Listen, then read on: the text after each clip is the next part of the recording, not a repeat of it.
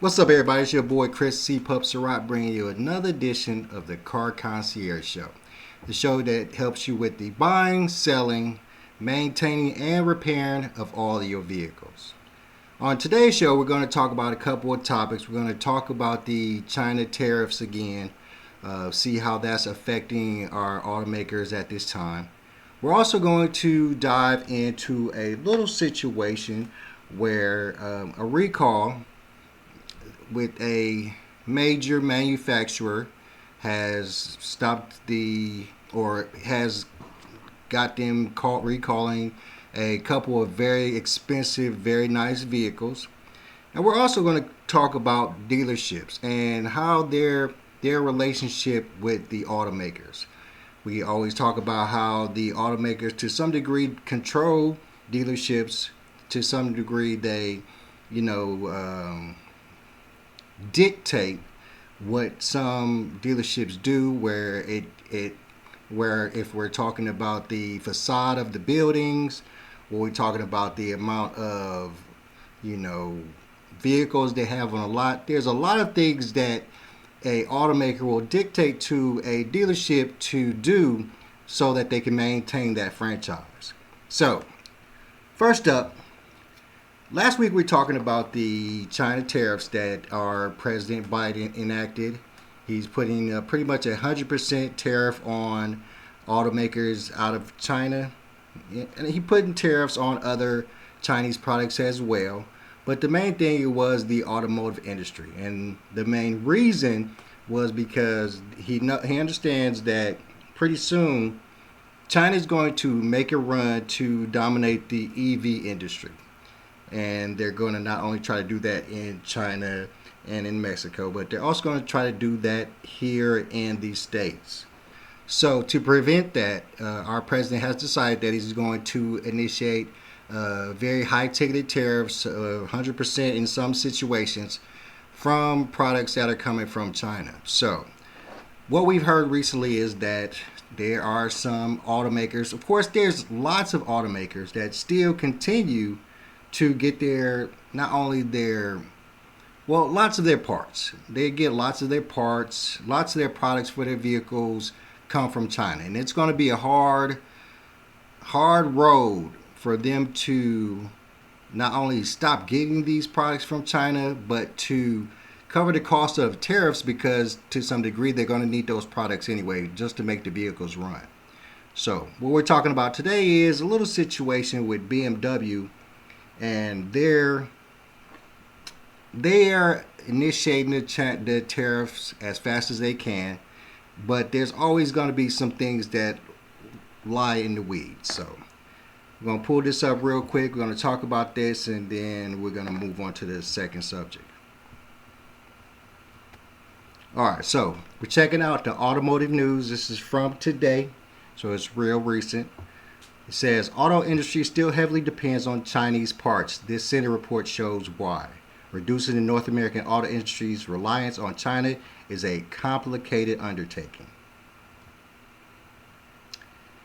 A Senate Finance Committee reported this week finding that BMW Group imported at least 8,000 Mini Coopers into the U.S. with parts from a banned Chinese supplier. Underscores just how complicated the effort to reduce the North American auto industry's reliance on Chinese manufacturing is. Here's a look at why. Presence of forced labor. Congress is attempting to prevent imports of Chinese goods believed to have been produced with forced labor by the country's Uyghur minority group in 2021. Congress passed the Uyghur Forced Labor Prevention Act. The Mini Coopers in question contain electronic components made by the Sichuan Jingweidai Technology Group, a sub-supplier that was added to the Uyghur Forced Labor Prevention Act entity list in December, meaning the U.S. believes its products are made with forced labor. Ouch. But according to the report, California supplier Borns Inc. sourced components from Sichuan Jingweidai Technology Group and used them in parts that were then sold to Lear Corp, the 10th largest Tier 1 supplier in the world. Lear in turn sold parts it made with the component in question, and they were integrated into BMW, Jaguar Land Rover, and Volkswagen vehicles. It notified automakers of the issue in January. The Senate released the results of its investigation after Human Rights Watch in February said VW, General Motors, Toyota, Tesla, and BYD were not doing enough to ensure that their supply chains are free of links to forced labor in the region. China has denied the forced labor allegations. Automakers are sticking their heads in the sand and then swearing they can't find any forced labor in their supply chains, Senate Finance Committee Chair Ron Wyden said in a statement. An opaque supply chain. For years, automakers and suppliers have said they want greater transparency in their supply chains. The more transparency they have, the more prepared they would be for potential production disruptions. They said, and it would give them more insight into the environmental, social, and governance targets they've set for themselves. But the Senate report shows how far companies still have to go to get there and underlines just how opaque the automotive supply chain remains. Companies often do not have a clear line of sight into where subcomponents come from several tiers down the chain, and if costs are low enough and production is relatively steady, they might have much incentive to dig deeper. They might not have much incentive to dig deeper. Yeah, that didn't sound right. Automakers' self-policing is clearly not doing the job, Wyden charged. Incentives and politics. The Uruguay Forced Labor Prevention Act is one of several laws and regulations in recent years designed to reduce the U.S. auto industry's dependence on China.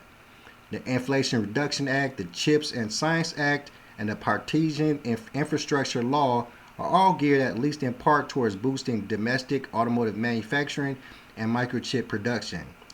The U.S. this month also sharply increased tariffs on Chinese imports of electric vehicles, and critical materials such as graphite. But the November presidential election is likely to further roil discussion of domestic manufacturing policy and geopolitical tensions with China. President Joe Biden and Donald Trump, the presumptive Republican nominee, have both promised a protectionist approach to trade policy with China moving forward. Where to source instead? Increased geopolitical tensions with China and fears of an ever-escalating trade war has forced automakers to try looking elsewhere, including to other East Asian countries and to Mexico. But the automakers and suppliers could soon find that factories in those countries are increasingly capacity constrained, sending costs higher and further complicating decisions about where to build vehicles and parts, some analysts warn. If you want to source something in Mexico, boy, that's hard, said Dan Hirsch, America's co-leader of automotive and industrial practice at Alex Partners. If you want to build a plant, that's easier, but still not easy, and the result is Mexico is getting more expensive. Okay, so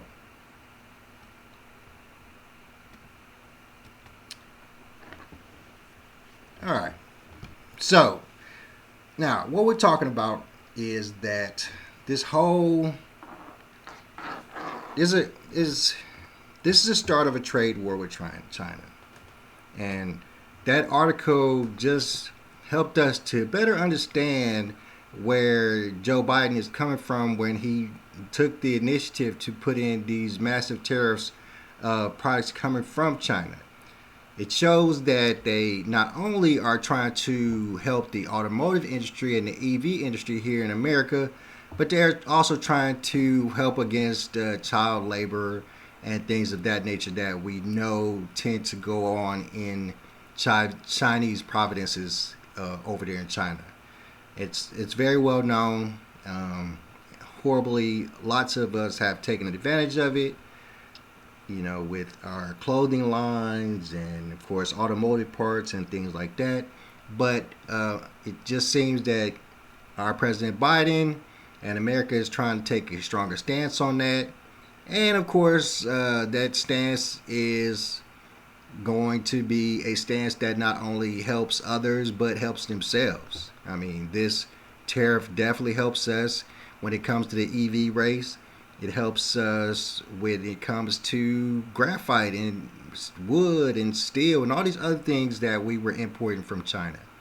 It's just going to put us in a situation where, people in America have to buy American, which in some cases might be more expensive, but with the tariffs, Might not be more expensive, might be pretty much the same. But, people will have to or will start to buy from Americans. It will, of course, greatly help the economy. So it's not a bad thing. It's pretty positive.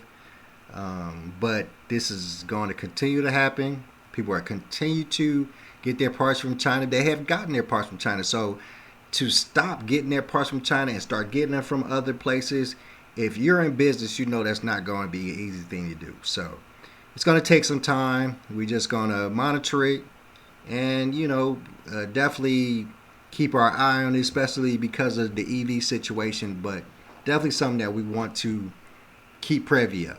Okay? All right. So next up, we're going to talk about a recall. Okay?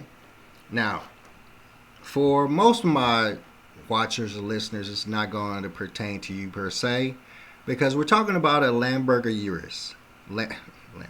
Lamborghini Urus. Lamborghini Urus. Fantastic vehicle.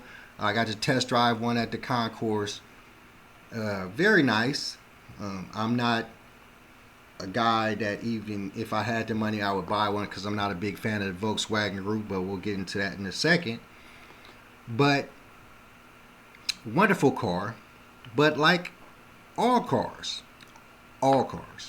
it has a recall, and this is not its first recall. The Urus had a recall, I think, a year and a half ago, with the rear camera was dying out, so there was a recall to replace that.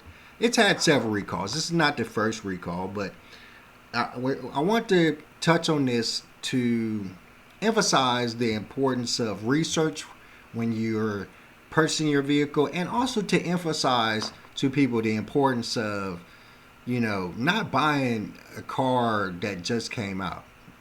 Because, once again, and I've said this several times, if you are a person that buys a brand new car off the lot, 2024 as it were this year, you are going to be the guinea pig. You're going, all the recalls, all the technical service bulletins, all of that's going to be based off things that happen to you.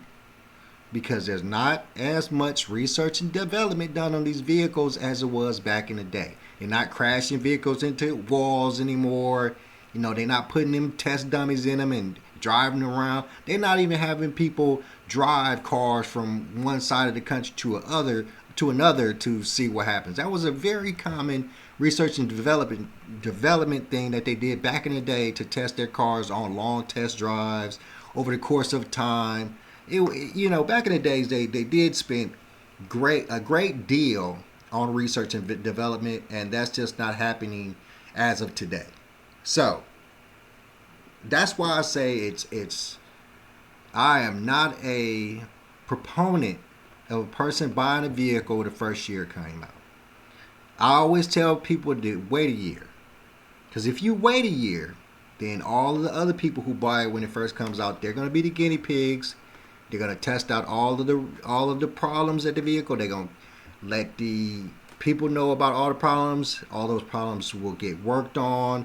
Recalls will get figured out how to get fixed. And by the time you buy it, the second year is out, most of the problems that will be taken care of or be in the process of getting taken care of. So, real quick, we're going to check out this story about this beautiful car that's got a new recall that's kind of serious.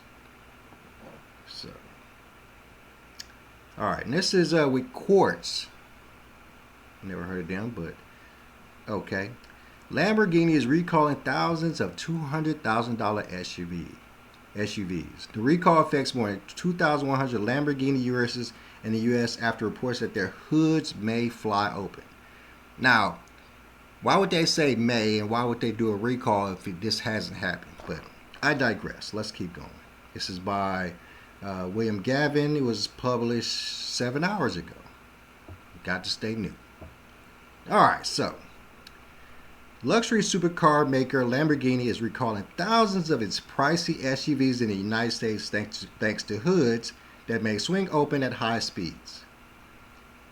The automaker, which is owned by Germany's Volkswagen AG, has received multiple warranty claims after owners discovered defects between the fender and hood of their Lamborghini Uruses in April.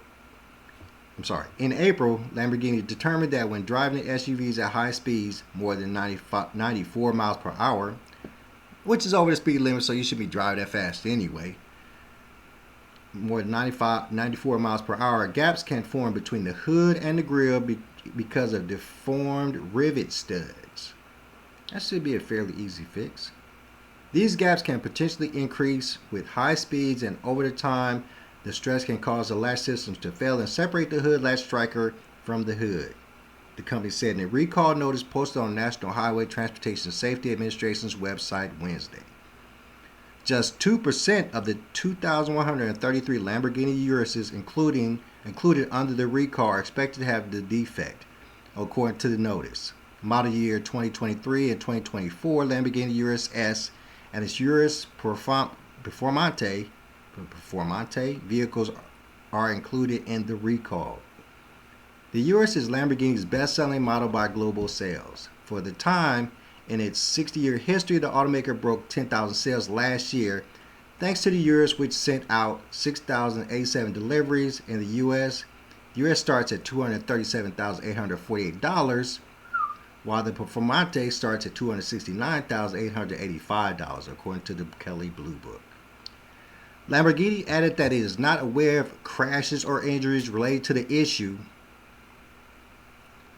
The company said it will notify all owners and instruct them to arrange an appointment with a dealer which will inspect the vehicle and issue repairs as needed for free. Letters to the consumers and dealers will start being mailed out in late June. Since early February, Lamborghini said it has been using parts with additional robustness measures from its supplier. All right. Sounds good. Sounds like they're trying to get this taken care of as soon as possible. And that's standardly how recalls go. You find out what the problem is. Yeah, you get your engineers on it immediately. They come up with a way to fix it. They start shipping out the parts that you need to fix it. Now, I want to stick with this for a hot second because I think it's important that I explain why I'm not a big Volkswagen fan. Okay? Now, I always say that just like the Cadillac, the Lamborghini is just a fancy Volkswagen. Okay? It's made by Volkswagen. If you were to get underneath the hood, you'll see a lot of parts that have Volkswagen on them, and you see a lot of parts with Volkswagen letters on it because they use those parts uniformly. You could use some. It's just like Hyundai and Kia. There's lots of Volkswagen parts that you can use in Lamborghinis, and of course, why would you put Lamborghini parts in Volkswagen? But the same situation, you could. Now, here's my thing. I was running a Volkswagen service department back in like 2014, 2015, and this is when I got my non-desire for Volkswagen, I would say. What happened was that it was a recall, of course. It was a recall, but this is a very particular recall because it was a recall that was specifically designed to do something, to defeat something. And of course, it also was really bad for the owner of the vehicle as well. But real quickly, I want you to show, have you guys ever heard of Dieselgate? I feel like it wasn't a big enough storyline back in 2015, 2016, but Volkswagen went through a thing called Dieselgate. Let me break this down for you. We're gonna check out a quick video. We're gonna check out a quick video, and we're gonna talk about Dieselgate, the whole situation that happened with that, because it was some crazy.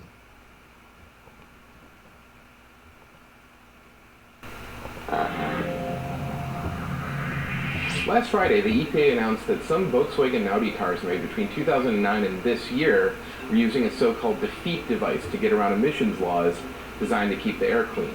But what does that mean exactly? Well, modern cars have dozens of computers inside them, and some of those computers help coordinate the functions of the engine for optimum performance while making sure that there isn't too much garbage coming out of the exhaust pipe. They've actually been working this way for several decades now. Basically, every part of a modern car's engine has a sensor or controller on it, and these computers are reading in data thousands of times per second, making adjustments like the ratio of fuel to air that's going into the cylinders. These cheap Volkswagen and Audi models are diesels, and diesels have one more really important computer-controlled parameter, which is the amount of unburned fuel going into the exhaust. Now that sounds bad. It doesn't sound like you would want unburned fuel going into the exhaust, but in the case of a diesel, you have something called a NOx trap, which is a device that absorbs and traps nitrogen oxides that are pollutants that would otherwise go into the atmosphere. And the effect of that NOx trap is enhanced with unburned fuel. So a defeat device is a special program inside these computers that can make it look like the car meets emission standards even when it doesn't. Volkswagen had a problem on its hands. Its diesel engines were known for getting... It was called a defeat device. That in itself tells you how bad this is, but let's keep going. Great fuel economy, but the NOx trap only works well when more fuel is being used. So the car would detect, using this defeat device, when it was getting an emissions test. It would use more fuel, make the NOx trap work well, emissions would be fine, but then you get on the road, the device turns off. You're burning less fuel, but you're putting as much as 40 times more pollutants into the atmosphere. But how the heck did the car know that it was being tested for emissions compliance? The EPA says it was a sophisticated system that checked things like steering wheel position, speed, how long the engine was on, and even the atmospheric pressure. In other words, there was no way this was accidental because the software was designed very carefully to detect an official emissions test. That's some pretty serious deception, and that's why Volkswagen is in such serious trouble. In fact, their CEO, Martin Winterkorn, just stepped down. So what happens next? Well, if you own one of the 500,000 diesel Jettas, Beetles, Golfs, Passats, or Audi A3s affected, the good news is that your car is still safe to drive. You don't have to put it away until Volkswagen issues a recall. But at some point, they're probably going to have to update the software inside your car, and when that happens, you might get fewer miles per tank. Lawyers are already gearing up for class action lawsuits, so owners might get compensated at some point in the future. But that's not going to happen anytime soon. And that's exactly what happened, y'all. I mean, while I was there, and when we was going through this process, At first it was they did a software update, but of course they couldn't really compensate you for what they did per se. And even the software update didn't technically fix the problem. It was always still there. So they decided that they were going to start just giving people money. So it ended up being a situation where they were offering Volkswagen owners upwards of $1,200. You could get $600 cash, or a payment of $600, and then you can get $600 of Volkswagen services. So oil changes, maintenance. If you had a repair on your Volkswagen, you could use the $600 towards that. It was just a big old mess. Especially for my service department. They never paid out on time. Customers always coming in asking about when they were going to get their $600. If a customer came in and they needed repairs done and they had $600 they could use towards repairs, Volkswagen would have a problem reimbursing the service. It was just a big old mess, and it just turned me off on Volkswagen. Turned me off on that company entirely. Definitely, it just. The dishonesty of the whole thing. I mean, to create software, and here's a big thing, is that a lot of EV vehicles, you're going to have stuff like this. Because with software, if you program it correctly, you can almost have it do almost anything. We realized that when they had the recalls for the Jeep Cherokees and all those Jeep vehicles, because people were taking control of the systems from outside the vehicles. That was a true thing that happened while I was over at the Jeep dealership as well. And so this software systems can change lots of things. And it's just about the dishonesty of the whole thing. To knowingly do something just to sell a product when it will not only negatively affect the owner of the vehicle, but it'll negatively affect the environment, is just the the double kill that we don't need in this world right now. So that's why I don't mess with Volkswagen. Um, I don't know many people that were up on the whole Dieselgate situation, but it was a big deal, specifically if you had a Volkswagen vehicle at that time. But I'm not a big Volkswagen fan. Sorry. All right. Last but not least, guys, we're going to touch on a automaker dealership situation that I've touched on a little bit before. I always say that automakers have innate control over dealership franchises to the point where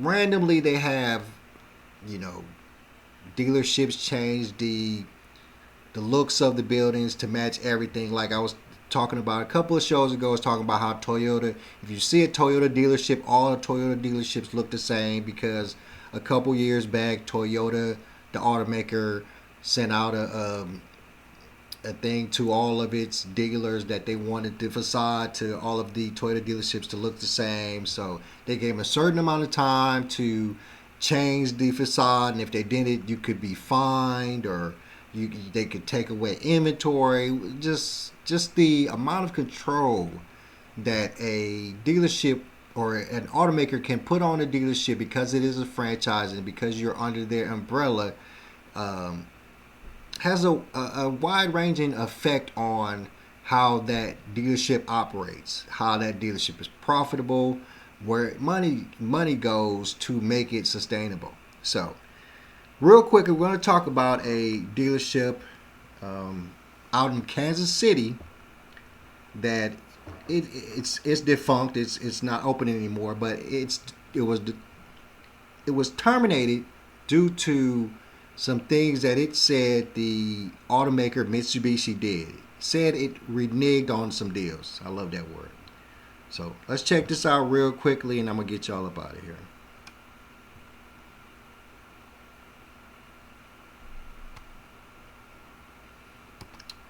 All right, a lot of reading today. So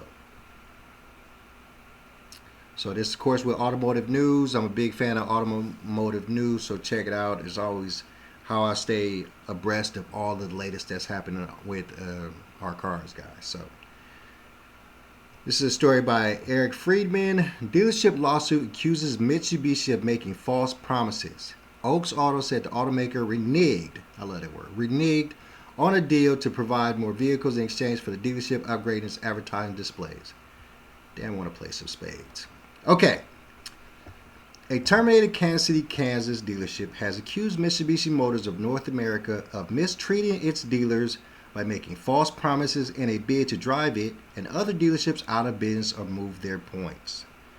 The multi-million dollar suit by Oaks Auto, which had been a Mitsubishi dealership since 2018, alleged the automaker wrongfully required it to purchase unreasonable advertising displays to receive its vehicle allocation and constantly failed to provide sufficient vehicles, among other violations of state dealer law. Mitsubishi procedures to allocate vehicles were unpredictable, unreliable, unfair, and made it impossible to turn a profit, the complaint said. Oaks Auto received Mitsubishi's termination notice in June 2023, which became effective September 20th. The dealership group has Ford, Kia, and Buick GMC stores in Kansas and Missouri. Mitsubishi filed a motion in federal court May 6 to dismiss 3 of the 6 claims in the suit. The dealership didn't protest the termination, and the complaint said its suit is not intended to and does not challenge the termination, as Oaks Auto no longer wishes to do business with Mitsubishi given its tortuous actions taken in bad faith.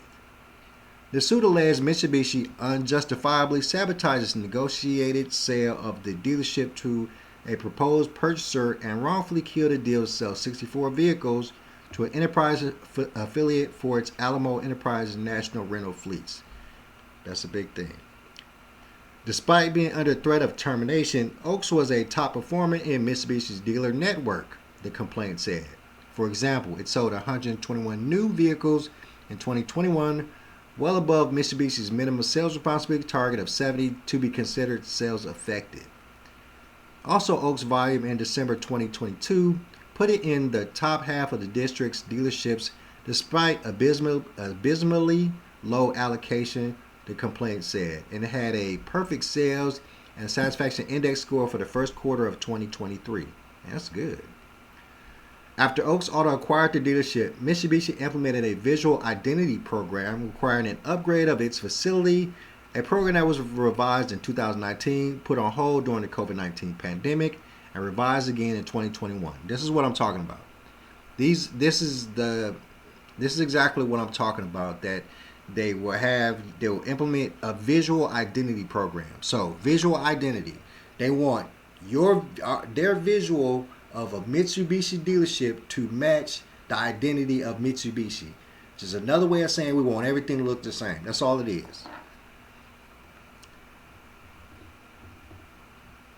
The suit by Oaks Auto and the affiliate company that owns the property alleged Mitsubishi failed to fulfill its commitment to provide for grand opening funds to help the store offset costs associated with the visual identity program. It labeled the sales and service agreement nothing more than a fraudulent, illusory promise from Mitsubishi. The company seeks more than $2.4 million for breach of fiduciary duty and violation of the Automobile Dealers Day in Court Act, about $3.5 million for the block sale that included the store's real estate, and almost $219,000 for the automaker's failure to fully meet its post-termination financial obligations as required by the franchise agreement in Kansas law. Dealer Dan Oaks dealership lawyer Christopher Napolitano of Kansas City, Missouri, and Jeremy Barnes, Mitsubishi's senior director of communications and events, declined to comment because the litigation is pending. All right, that's what I'm talking about. So, we learned a lot of things on that little jaunt, didn't we? So, and this is going to, I wanted to point this out because this is going to happen a lot more in the near future.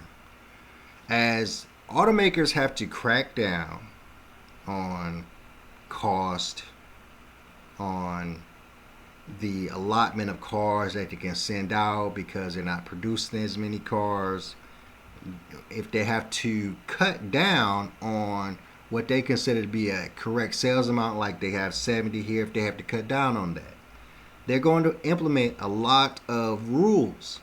A lot of, hey, I need you to do this if you want this. I need you to do that if you want that. And truthfully, it's going to be up to you as the owner of the dealership if you're going to do what they say or not. And just Oaks Auto, it seems like they're not saying that they didn't do what they were supposed to do. They're saying that Mitsubishi didn't do what they were supposed to do. And I'm telling you, people, this is going to be commonplace, because they're going to want to lighten their load, as it were. We've seen all of these factory losses of jobs. We've seen all these terminations, all of these layoffs. We've seen several dealerships that have gone under because they cannot keep up with the times. They haven't changed over to online sales. They're not using social media to sell their vehicles, and they're going the way of the dinosaur. It's horrible, but it's true. And it's going to continue to happen. And it won't only be the consumer that causes these dealerships to close. It's going to also be the automakers, because the automakers are going to come to the point where they are only going to be able to deal with so many dealerships, so many places that they can allocate their cars to, as they have to limit their volumes for shortages of chips, lack of sales, lack of workers in the factories to make the product. It's just a full-blown circle, my friends, and it's going to continue to go that way. Specifically, in the automotive industry. It's not going to stop anytime soon. The EV boom is going to make it worse, extremely worse. They're going to be fighting against so many entities to maintain themselves that dealerships and automakers are going to start fighting each other. And for it to really work out, people have to compromise. The automaker and the dealership. And the problem with that is we're talking about, in most cases, people with a lot of money. And do people with a lot of money like to compromise? No. Definitely not. Not even close. So, as you can see, these Oaks Auto people, they seem to be well in their right to sue Mitsubishi, and they're doing it. And I think they're going to win. It seems their situation seems like it is exactly how other places is going. This is not unusual, and it's going to continue to happen. All right, my friends. Thanks for tuning in. Just a quick show, Wednesday show. We're going to keep consistent every Wednesday and Sunday. Wednesday and Sunday. Going to complete auto shows on Wednesday, and on Sundays we're going to do our weekend reviews. Thanks for tuning in, guys. Appreciate y'all. This is your boy Chris C. Pup Surratt, and I'm out. Peace.